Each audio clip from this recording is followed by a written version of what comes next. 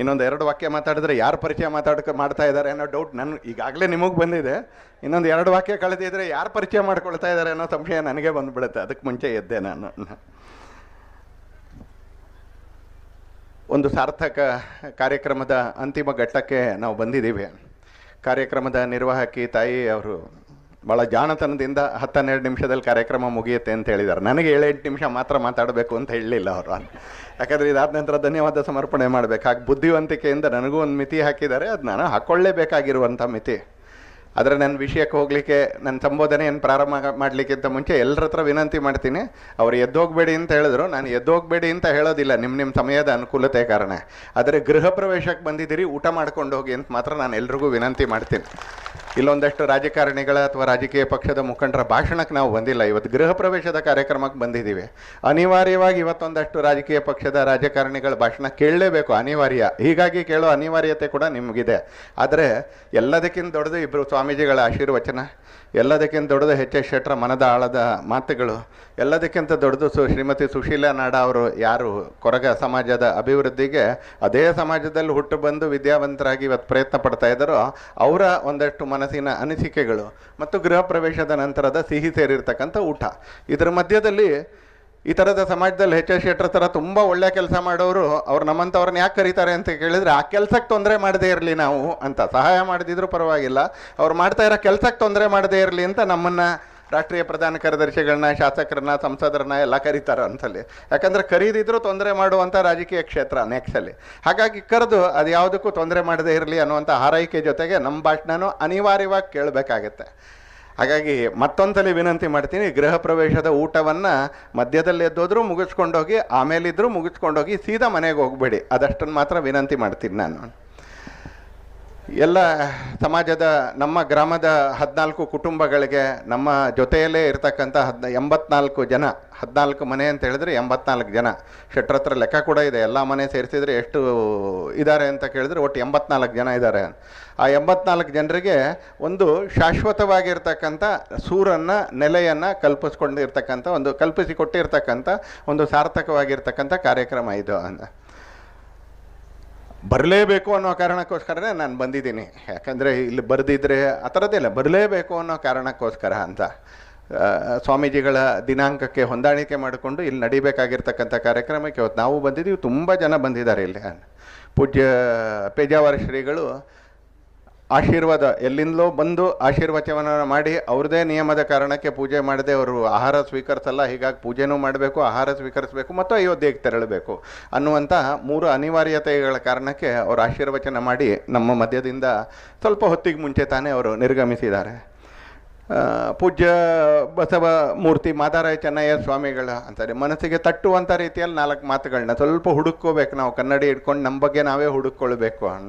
2 ಹತ್ಯೆ ಆಗುತ್ತೆ, ಒಂದು ಹತ್ಯೆಗೆ ವಿರೋಧ ಆಗುತ್ತೆ, ಇನ್ನೊಂದು ಹತ್ಯೆಗೆ ಸಂವೇದನೆ ಕೂಡ ಪ್ರಕಟ ಆಗೋದಿಲ್ಲ ಅನ್ನುವಷ್ಟು ದಪ್ಪ ಚರ್ಮದ ಸಮಾಜ ಆಗ್ಬಿಟ್ಟಿದ್ದೀವಿ ನಾವು ಅನ್ನೋದನ್ನು ಏನು ಬೈದೆ ಸ್ವಲ್ಪ ಮುಟ್ಕು ನೋಡ್ಕೊಳ್ಳೋ ಹಾಗೆ ನಮಗೆ 4 ಕಿವಿ ಮಾತುಗಳನ್ನ ಹೇಳಿದ್ದಾರೆ. ಅದೇ ಸಮಾಜಕ್ಕೆ ಸೇರಿರ್ತಕ್ಕಂಥವ್ರು ನಾವು. ಹಾಗಾಗಿ ನಾವು ಯೋಚನೆ ಮಾಡಬೇಕು ಅಂತೇಳಿ ಅವರು ಆಶೀರ್ವಾದದ ರೂಪದ 4 ಮಾತುಗಳನ್ನ ಆಡಿದ್ದಾರೆ. ಇಬ್ಬರು ಸಂಸದರು, ಈ ಕಡೆಯ ಸಂಸದರು ಆ ಕಡೆಯ ಸಂಸದರು ಇಬ್ಬರು ಕೂಡ ಗಡಿ ಭಾಗದಲ್ಲಿ ಕೂತಿದ್ದೀವಿ. ಒಂದು 5 ಕಿಲೋಮೀಟ್ರ್ ಹೋದರೆ ಕೋಟಾವರದ ಕಿರು ಆಗುತ್ತೆ, 4 ಕಿಲೋಮೀಟ್ರ್ ರಾಘವೇಂದ್ರ ಅವ್ರದ್ದು ಪರಿಧಿ. ಆ ಗಡಿ ಪ್ರದೇಶದಲ್ಲಿ ಕೂತಿದ್ದೀವಿ. ಇಬ್ಬರು ಸಂಸದರು ಬಂದಿದ್ದಾರೆ, ಶ್ರೀನಿವಾಸ ಪೂಜಾರಿ ಅವರು ಇದೀಗ ಬಂದಿದ್ದಾರೆ, BY ರಾಘವೇಂದ್ರ ಕೂಡ ಬಂದು ಹೋಗಿದ್ದಾರೆ, ಮಾತುಗಳನ್ನಾಡು ಹೋಗಿದ್ದಾರೆ. ಎಲ್ಲ ಶಾಸಕ ಮಿತ್ರರು ಬಂದಿದ್ದಾರೆ ಇಲ್ಲಿಗೆ. ಸ್ಥಾನೀಯ ಕ್ಷೇತ್ರ ಪಾಲಕ ಒಂಥರ ಹಾಗೆ ಗುರುರಾಜ್ ಗಂಟಿಹೊಳೆ ಅವರು ಮಾತಾಡಿದ್ದಾರೆ, ನಮ್ಮ ಜೊತೆಗಿದ್ದಾರೆ, ಈ ಕೆಲಸದಲ್ಲೂ ತೊಡಗಿಕೊಂಡಿದ್ದಾರೆ. ಯಶ್ಪಾಲ್ ಸುವರ್ಣ ಉಡುಪಿಯಿಂದ, ಗುರ್ಮೆ ಸುರೇಶ್ ಶೆಟ್ಟರು ಕಾಪುನಿಂದ, ಕಿರಣ್ ಕುಮಾರ್ ಕೊಡ್ಗೆ ಅವರು ಪಕ್ಕದ ಕ್ಷೇತ್ರದಿಂದ. ಪಕ್ಕ ಅಂತ ಹೇಳೋಕ್ಕಾಗಲ್ಲ, ಯಾಕಂದರೆ ಅದರ ಗಾಳಿಯೇ ಇಲ್ಲಿ ಬರ್ತಾ ಇದೆ ಅಥವಾ ಇಲ್ಲಿದ್ರ ಗಾಳಿಯೇ ಅಲ್ಲಿ ಹೋಗ್ತಾ ಇದೆ ಅನ್ಸಲೆ. ಮತ್ತು ಅವ್ರು ಇಲ್ಲಿಯವರೇ 3 ಕಿಲೋಮೀಟರ್ ದೂರದವರು ಅಂತದೆ. ಸರ್ಕಾರದ ನಿಯಮದ ಕಾರಣಕ್ಕೆ ಪಕ್ಕದ ಕ್ಷೇತ್ರ ಅಂತ ಆಗಿದೆ ಹೊರತು ಅವ್ರು ಇಲ್ಲಿಯವರೇ, ನಮ್ಮೂರಿನ ವ್ಯಕ್ತಿನೇ ಅವರು. ಹೀಗೆ ಅನೇಕ ಹಿರಿಯರು ನಮ್ಮ ಮಧ್ಯದಲ್ಲಿ ಇವತ್ತಿದ್ದಾರೆ. ರಘುಪತಿ ಭಟ್ರು ಬಂದಿದ್ದಾರೆ, ಮಾಜಿ ಶಾಸಕರು. ಅನೇಕ ಸಾಮಾಜಿಕ ಕ್ಷೇತ್ರದಲ್ಲಿ ಕೆಲಸ ಮಾಡ್ತಾ ಇರ್ತಕ್ಕಂಥ ಶಂಭು ಶೆಟ್ಟರು, ಸುಬ್ರಹ್ಮಣ್ಯ ಹೊಳ್ಳ ಅವರು, ಪ್ರಕಾಶ್ ಅವರು, ಸಿದ್ದಾಪುರದ ಸುಧೀರ್ ಅವರು, ವಾದಿರಾಜ್ ಅವರು, ಹರ್ಷ ಅವರು, ಹಾಗೆ ಸುದೂರದಿಂದ ಎಚ್ ಎಸ್ ಶೆಟ್ಟರ ಮಿತ್ರತ್ವದ ಕಾರಣಕ್ಕೆ ಇವತ್ತು ಅವ್ರ ಗ್ರಾಮ ಮತ್ತು ಅವ್ರು ಮಾಡ್ತಾ ಇರ್ತಕ್ಕಂಥ ಕೆಲಸ ನೋಡಲಿಕ್ಕೆ ಅಂತ ಬೆಂಗಳೂರಿನ RBI ಲೇಔಟ್ನ ಮಣಿ ಕೂಡ ಬಂದಿದ್ದಾರೆ, ಸುಬ್ರಹ್ಮಣ್ಯ ಕೂಡ ಬಂದಿದ್ದಾರೆ, ಮಧ್ಯದಲ್ಲಿ ಕೂತಿದ್ದಾರೆ. ಬೆಂಗಳೂರು ದಕ್ಷಿಣದ ನಮ್ಮ ಕಾರ್ಯಕರ್ತರು ಅಶ್ವತ್ಥನಾರಾಯಣ ದಂಪತಿ ಅವರುಗಳು ಕೂಡ ಬಂದಿದ್ದಾರೆ. ಆಶ್ಚರ್ಯದಿಂದ ಕೇಳಿದೆ ನಾನು, ಏನು ಕೊಲ್ಲೂರು ನೋಡೋಕ್ಕೆ ಅಂತ ಬಂದವರು ಬ್ಯಾನರ್ ನೋಡಿ ಬಂದ್ರ ಅಂತ. ಆದರೆ ಕೊಲ್ಲೂರು ನೋಡೋಕ್ಕೆ ಅಂತ ಬಂದವರು, ದರ್ಶನಕ್ಕೆ ಹೋದವರು ಬ್ಯಾನರ್ಗಲ್ಲ, ಈ ಕಾರ್ಯಕ್ರಮಕ್ಕೆ ಅಂತಲೇ ಎಚ್ ಎಸ್ ಶೆಟ್ಟರ ಮಿತ್ರತ್ವದ ಕಾರಣಕ್ಕೆ, ಅವ್ರ ಬಗ್ಗೆ ಇರ್ತಕ್ಕಂಥ ಗೌರವದ ಕಾರಣಕ್ಕೆ ತುಂಬ ಜನ ಬಂದಿದ್ದಾರೆ. ಅವರೆಲ್ಲರಿಗೂ ಕೂಡ ನಾನು ಅಭಿನಂದನೆಗಳನ್ನ ಸಲ್ಲಿಸ್ತೀನಿ, ಸ್ವಾಗತವನ್ನು ಹೇಳ್ತೀನಿ, ಧನ್ಯವಾದವನ್ನು ಸಮರ್ಪಿಸ್ತೀನಿ. ಪ್ರಾಸ್ತಾವಿಕವಾಗಿ ನಾಗರಾಜ್ ನಾಯಕರು ಮಾತಾಡಿದ್ದಾರೆ. ಮುರಳಿ ಕಡೇಕಾರ್ ಅವ್ರು ಮಾತಾಡಬೇಕಾಗಿತ್ತು, ಎರಡೆರಡು ಸಲ ಕೇಳಿದೆ ನಾನು, ಅವ್ರು ಮಾತಾಡಬೇಕಾಗಿತ್ತು. ಅವ್ರ ಮಾತಿನ ಒಂದಷ್ಟು ಸಂಗತಿಗಳು ನಮಗೂ ಕೂಡ ಅರಿವಾಗಬೇಕಾಗಿತ್ತು. ಆದರೆ ಸಮಯದ ಮಿತಿಯ ಕಾರಣಕ್ಕೆ ಅವರು ಮಾತಾಡಿಲ್ಲ. ಕುಸುಮ ಶೆಟ್ಟರು, ಸಂಜೀವ್ ಶೆಟ್ಟರು, ಇಲ್ಲಿನ ಗ್ರಾಮ ಪಂಚಾಯತಿ ಚೇರ್ಮನ್ನು, ದೇವಾಲಯ ಸಮಿತಿಯ ಅಧ್ಯಕ್ಷರು, ಇವರೆಲ್ಲರೂ ಕೂಡ ಇದ್ದಾರೆ. ನಾಗರಾಜ್ ನಾಯಕರು ನಮ್ಮ ಕಾರ್ಯಕರ್ತರು, ಧಾರವಾಡದ ಪ್ರಹರಿ ಅಂತಕ್ಕಂಥ ಸಂಸ್ಥೆಯ ಕಾರ್ಯಕರ್ತರು, ಅವರು ಕೂಡ ಪ್ರಾಸ್ತಾವಿಕವಾಗಿ ನುಡಿಗಳನ್ನ ಆಡಿದ್ದಾರೆ ಅಂತಾರೆ. ಇನ್ನೊಂದು ಚಪ್ಪಾಳೆ ತಟ್ಟುವಂಥ ಕೆಲಸ ನಾನು ನನ್ನ ಮಾತನ್ನು ಮುಗಿಸ್ಲಿಕ್ಕಿಂತ ಮುಂಚೆ ನಿಮಗೆ ಕೊಡ್ತೀನಿ. ನಾನು ಎಚ್ ಎಸ್ ಶೆಟ್ಟರು ಮತ್ತು ಎಚ್ ಎಸ್ ಶೆಟ್ಟರ ಕುಟುಂಬದ ಅನೇಕ ಸದಸ್ಯರು ಈ ಸಭೆಯಲ್ಲಿದ್ದೀರಿ. ದಯಮಾಡಿ ನಾನು ಒಂದು ನಿಮಿಷ ದಯವಿಟ್ಟು ಎದ್ದು ನಿಂತ್ಕೊಳ್ಳಿ ಅಂತ ವಿನಂತಿ ಮಾಡ್ತೀನಿ. ಏನು ಕಸಿವಿಸಿ ಮಾಡ್ತಾ ಇಲ್ಲ. ಎಚ್ ಎಸ್ ಶೆಟ್ಟರ ಕುಟುಂಬದವರು ಮತ್ತು ಎಚ್ ಎಸ್ ಶೆಟ್ಟರು ದಯಮಾಡಿ ನಿಂತ್ಕೊಳ್ಳಿ. ಇವರಿಗೆ ಕನಿಷ್ಠ ಅಂದರೂ 30 ಸೆಕೆಂಡ್ ಚಪ್ಪಾಳೆ ಹೊಡಿಬೇಕು ನಾವೆಲ್ಲರೂ ಕೂಡ ಪರವಾಗಿ. ಮತ್ತು ಅವರನ್ನು ನೋಡಿ ಚಪ್ಪಾಳೆ ಹೊಡೀರಿ ಅಂತಲ್ಲಿ, ಆಕಾಶ ನೋಡಿ ಚಪ್ಪಾಳೆ ಹೊಡಿಬೇಡಿ. ಅಲ್ಲೂ ಮಧ್ಯದಲ್ಲಿ ನಿಂತಿದ್ದಾರೆ, ವೇದಿಕೆ ಮೇಲೆ ನಿಂತಿದ್ದಾರೆ, ಅರ್ಧ ನಿಮಿಷ ಪೂರ್ತಿ ಚಪ್ಪಾಳೆ ಹೊಡಿಬೇಕು ಅಂತ. ಚೌಕಾಶಿ ಮಾಡಬೇಡಿ, ಕಂಜೂಸಿ ಮಾಡಬೇಡಿ. ನಾವು ಮಾಡ್ಬೋದಾಗಿರೋ ಏಕೈಕ ಕೆಲಸ ದೊಡ್ಡವರ ಆಶೀರ್ವಾದ, ನನ್ನ ವಯಸ್ಸಿನವ್ರ ಶುಭಾಶಯ ಮತ್ತು ಅಭಿನಂದನೆ ಹೇಳುವಂಥ ಕೆಲಸ, ಅದನ್ನು ಮನಪೂರ್ವಕ ಮಾಡೋಣ. ಉಳಿದಿದ್ದನ್ನು ಭಗವಂತ ತಾಕತ್ತು ಕೊಟ್ಟರು ಮಾಡೋಕ್ಕಾಗಲ್ಲ, ಅಷ್ಟನ್ನು ಮಾಡೋಣ ಅಂತಲೇ.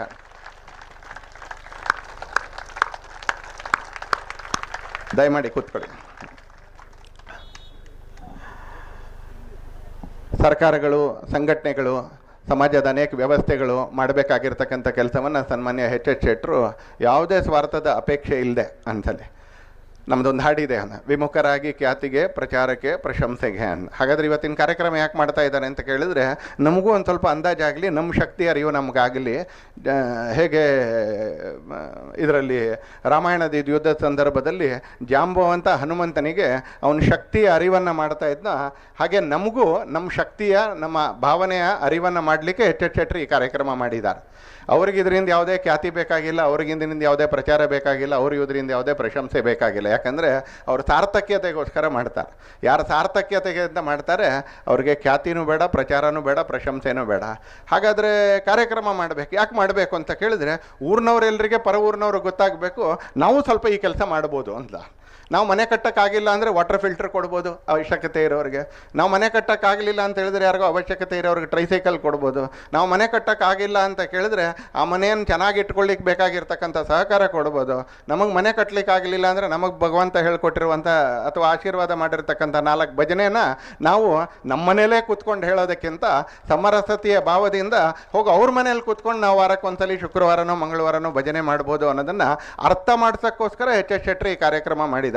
ಮತ್ತು ಆ 14 ಜನರ ಗೃಹ ಪ್ರವೇಶ, ನಮ್ಮಗಳ ಮನೆ ಗೃಹ ಪ್ರವೇಶ ಹೇಗೆ ಆನಂದದಿಂದ ನಡೆಯುತ್ತೋ ಹಾಗೆ ಎಲ್ಲ ಬಂಧು ಇಷ್ಟರಿಗೆ, ಗ್ರಾಮಸ್ಥರಿಗೆ ಊಟ ಹಾಕೋದ್ರ ಮುಖಾಂತರ ಆನಂದದಿಂದ ನಡಿಬೇಕು ಅಂತೇಳಿ ಆ ಸಮಾಜದ ಬಂಧುಗಳಿಗೆ, ಆ ಬಾಂಧವರಿಗೆ ಅನ್ನಿಸ್ಬೇಕು ಅಂತ ಈ ಕಾರ್ಯಕ್ರಮ ಮಾಡಿದ್ದಾರೆ. ಈ ಕಾರ್ಯಕ್ರಮ ಖ್ಯಾತಿಗೆ, ಐಡೆಂಟಿಟಿಗೆ ಅಂತ ಮಾಡಿಲ್ಲ. ಮಾಡ್ತಾ ಮಾಡ್ತಾ ಸಮಾಜದ ಕೆಲಸ ಮಾಡ್ತಾ ಎಂತೆಂಥ ಅಪಾಯಗಳಿಗೆ ಸಿಕ್ಕಾಕೊಂಡಿದ್ದೀನಿ ಅಂತ ಅವರೇ ನಮ್ಗೆ ಹೇಳಿದ್ರು. ಒಂದ್ಸಲ ಹೊಡೆಸ್ಕೋಬೇಕಾಗಿರುವಂಥ ಅನಿವಾರ್ಯತೆಯೂ ಸಮಾಜದ ಕೆಲಸ ಮಾಡ್ತಾ ಮಾಡ್ತಾ ಸಿಕ್ಕಾಕೊಂಡಿದ್ದೆ ಅನ್ನೋದನ್ನು ಹೇಳಿದ್ರು ಒಂದ್ಸಲ. ಅದನ್ನೇನು ಕಟು ಭಾವನೆಯಿಂದ, ಕಹಿ ಭಾವನೆಯಿಂದ ಹೇಳಲಿಲ್ಲ, ಹೀಗೂ ಎಲ್ಲ ನಡೆಯುತ್ತೆ.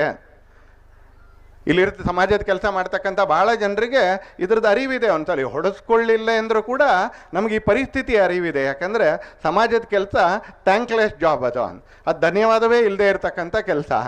ಪಡ್ಕೊಂಡಿರೋರು, ನೋಡ್ತಾ ಇರೋರು ಎಲ್ಲರ ಮನಸ್ಸಲ್ಲೂ ಒಂದು ಕ್ವಶನ್ ಮಾರ್ಕ್ ಇರುತ್ತೆ ಅಂತಾರೆ. ನೀವು ಉದಾಹರಣೆಗೆ ಬೆಂಗಳೂರಿನ ನಿಮ್ಯಾನ್ಸ್ನಲ್ಲಿ ಡಾಕ್ಟರ್ಗಳ ಹತ್ರ ಹೋದರೆ ಅತ್ಯಂತ ಅದ್ಭುತವಾಗಿರ್ತಕ್ಕಂಥ ಮಾನವೀಯ ಸಂವೇದನೆ ಇರತಕ್ಕಂಥ ಡಾಕ್ಟರ್ಗಳು.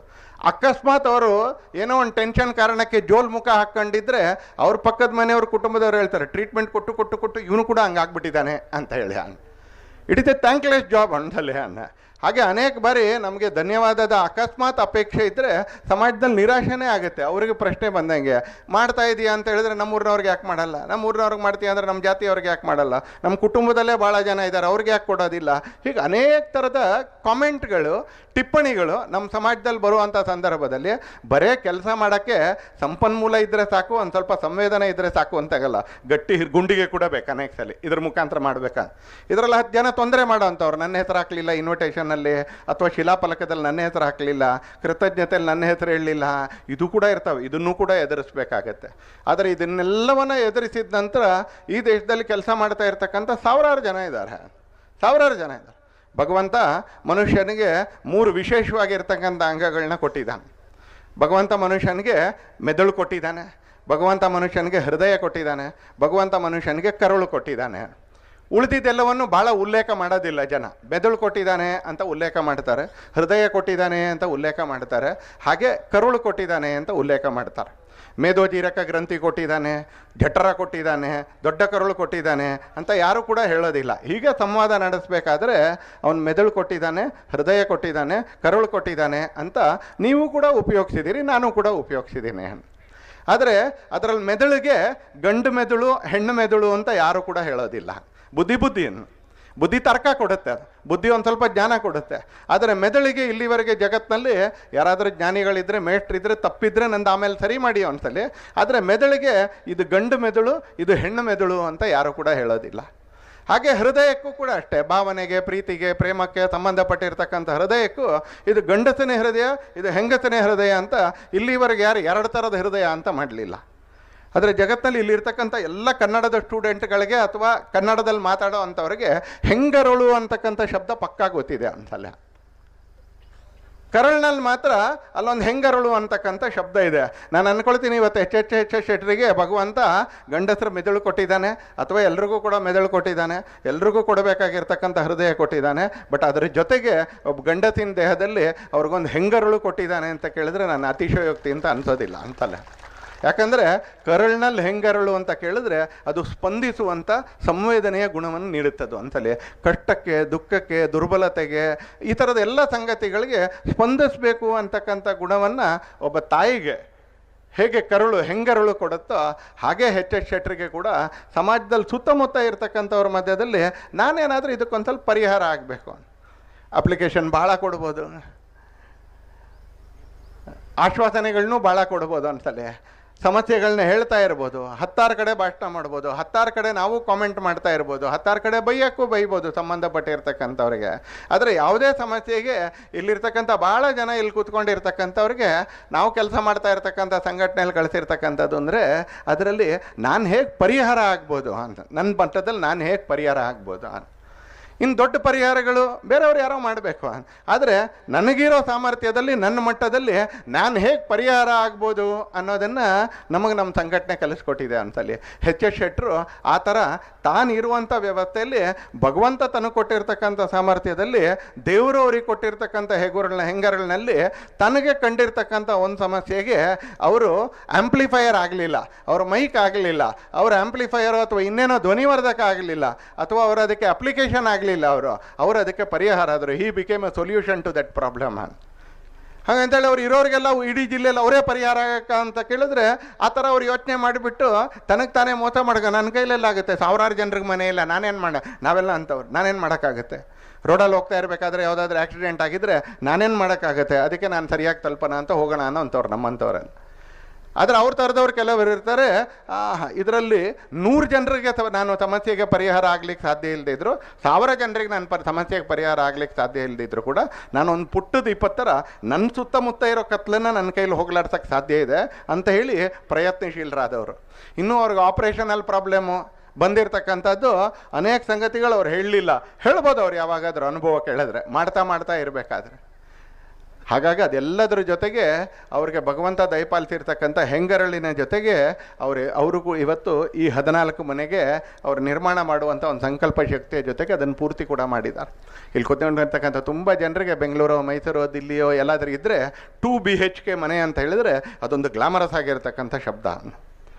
2 BHK 3 BHK 4 BHK ಅಂತಕ್ಕಂಥದ್ದು ಜಗತ್ತಿನಲ್ಲಿ ರಿಯಲ್ ಎಸ್ಟೇಟು ಬಿಲ್ಡಿಂಗ್ ಇಂಡಸ್ಟ್ರಿಯಲ್ಲಿ ಇರ್ತಕ್ಕಂಥ ದೊಡ್ಡ ಶಬ್ದ. ಇವತ್ತು ಎಚ್ ಎಚ್ ಶೆಟ್ಟರು ಕೊಡಬೇಕಾದ್ರೆ ಕೂಡ ಕಂಜೂಸಿ ಮಾಡಿಕೊಡ್ಲಿಲ್ಲ.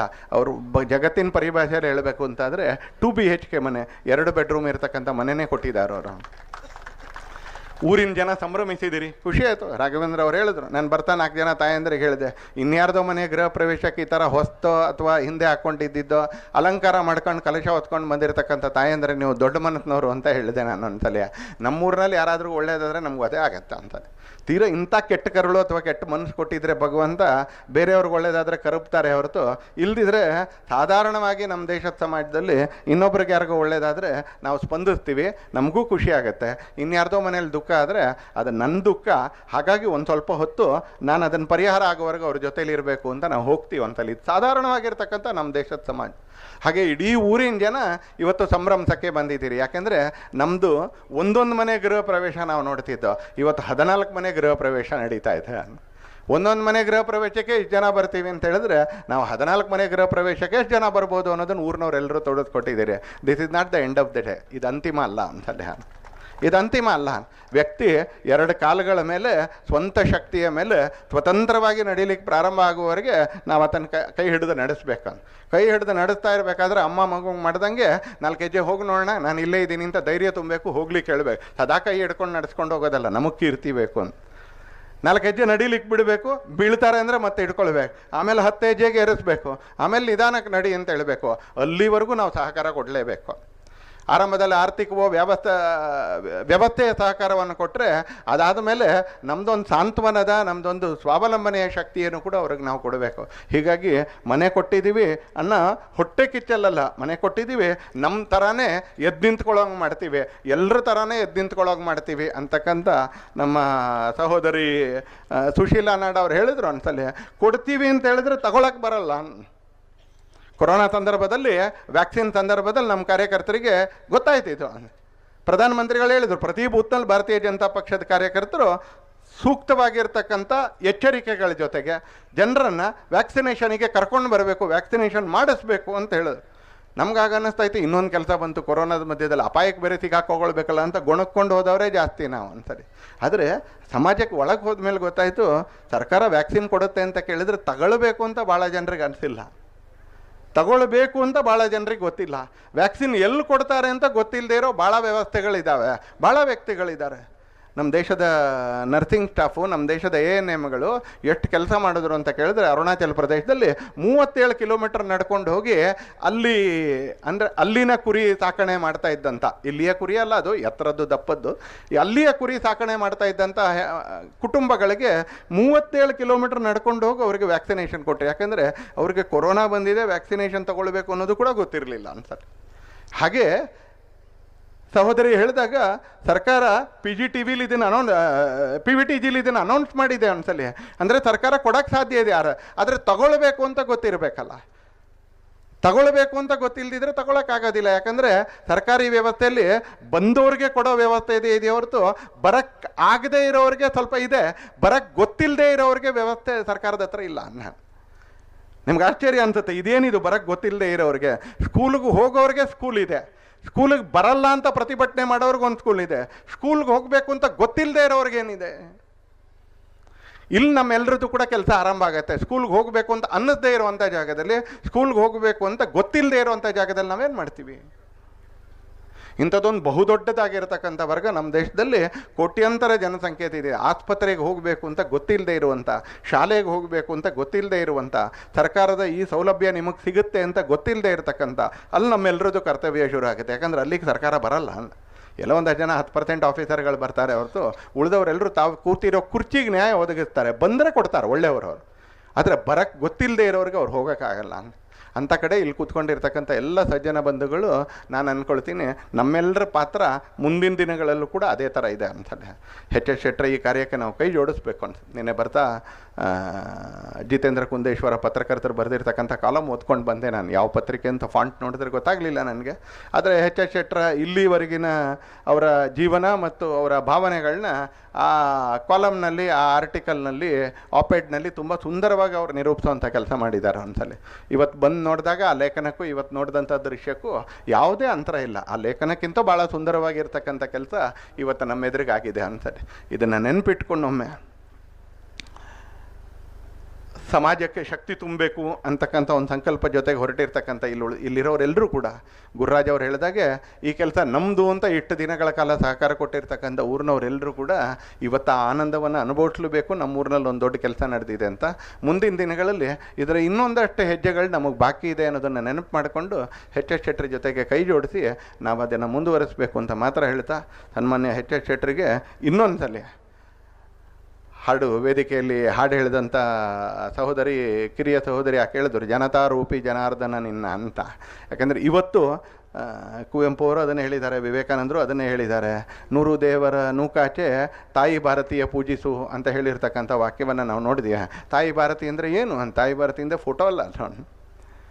ಜನಾರ್ದನ ಅಂದರೆ ಏನು ಅಂದರೆ ದೇವಸ್ಥಾನಕ್ಕೆ ಹೋಗ್ತೀವಿ, 5 ನಿಮಿಷ ಹೋಗ್ತೀವಿ, 10 ನಿಮಿಷ ಹೋಗ್ತೀವಿ, ಇನ್ನು 23 ಗಂಟೆ 30 ನಿಮಿಷ ಏನು ಅಂತ ಕೇಳಿದ್ರೆ ಸಮಾಜರೂಪಿ ಭಗವಂತ ಜನಾರ್ದನ, ಜನತಾರೂಪಿ ಜನಾರ್ದನ ಅಥಾನ್. ಅದನ್ನೇ ಜೀವೇರ ಸೇವಾ ಶಿವೇರ ಸೇವಾ ಅಂತ ಹೇಳಿದ್ರು. ಯಾರು ಜೀವಿಗಳ ಸೇವೆ ಮಾಡ್ತಾರೋ ಅವ್ರು ಶಿವನ ಸೇವೆ ಮಾಡಿದಾಗ ಆಗುತ್ತೆ ಅಂತ ಹೇಳಿದ್ದಾರೆ. ಹಾಗೆ ಕರ್ಮಠತೆ ಅನೇಕ ಸಲ ನಮ್ಮನ್ನು ಹಿಡಿದು ನುಂಗಾಕ್ಬಿಡುತ್ತೆ. ಒಂದ್ಸಲಿ ನಾವು ಆರಾಧನೆ ಮಾಡಬೇಕಾದ್ರೆ, ನಾವು ಅಧ್ಯಾತ್ಮದ ಏನು ಮಾಡಬೇಕಾದ್ರೆ ಅಲ್ಲಿ ಕರ್ಮಠತೆಯಿಂದ ಹೊರಗಡೆ ಬಂದು ಜೀವೇರ ಸೇವಾ ಶಿವೇರ ಸೇವಾ ಅಂತ ಹೇಳಿರ್ತಕ್ಕಂಥ ನಮ್ಮ ಹಿರಿಯರ ಮಾತುಗಳನ್ನ, ಜನತಾರೂಪಿ ಜನಾರ್ದನ ನಿನ್ನ ಅಂತ ಹೇಳಿರ್ತಕ್ಕಂಥ ಹಾಡನ್ನು ಕೇಳ್ತಾ ಕೇಳ್ತಾ ಕೇಳ್ತಾ ನಾವು ನಮ್ಮಿಂದ ಏನು ಮಾಡಬಹುದು ಅದನ್ನೆಲ್ಲವನ್ನು ಮಾಡುವಂಥ ಪ್ರಯತ್ನ ಮಾಡೋಣ ಅಂತ ಹೇಳ್ತಾ, ನಮ್ಮೆಲ್ಲರ ಸಹಕಾರ ಮತ್ತು ನಮ್ಮೆಲ್ಲರ ಶುಭಾಶಯಗಳು ಸನ್ಮಾನ್ಯ ಎಚ್ ಎಸ್ ಶೆಟ್ಟರಿಗೆ ಮತ್ತು ಅವರೆಲ್ಲರ ಕುಟುಂಬದ ಜೊತೆಗಿದೆ.